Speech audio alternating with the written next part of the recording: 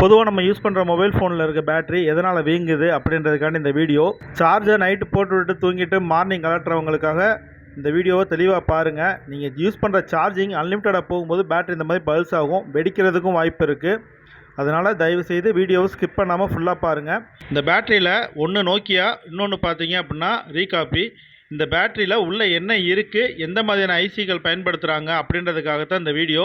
இந்த பேட்டரி ரெண்டையுமே நான் ஃபிக்ஸட் பண்ணி காமிக்கிறேன். நீங்கள் எதையும் இதே மாதிரி ட்ரை பண்ணிடாதீங்க, ஏன்னா ஃபயர் ஆகிறதுக்கான வாய்ப்பு நிறையா இருக்கும்.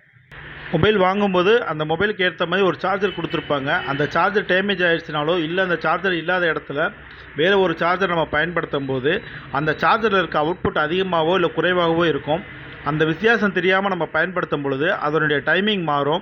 அரை மணி நேரத்தில் ஏறுற சார்ஜ் வந்து பார்த்திங்க அப்படின்னா 3/4 மணி நேரத்தில் ஏறுறதும் இருக்குது.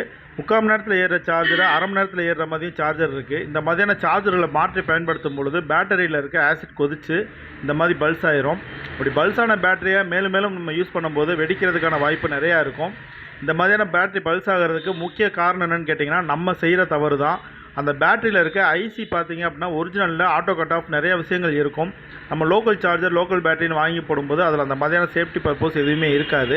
இந்த பேட்டரியில் ரெண்டுமே பார்க்க ஒரே மாதிரி இருக்கலாம், ஆனால் உள்பகுதியில் இருக்க ஐசிக்கள் எல்லாமே வேறு வேறையாக இருக்கும்.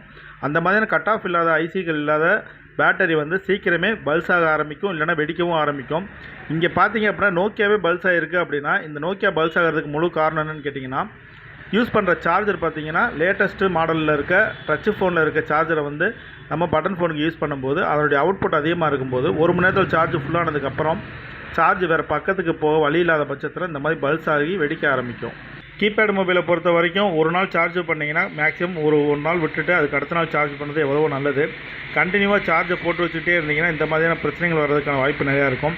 ஆண்ட்ராய்டு ஃபோனில் ஒரு நாள் சார்ஜ் பண்ணிங்கன்னா அந்த சார்ஜ் கிட்டத்தட்ட 10% வர வரைக்கும் யூஸ் பண்ணிவிட்டு அதுக்கப்புறம் சார்ஜ் பண்ணணும்.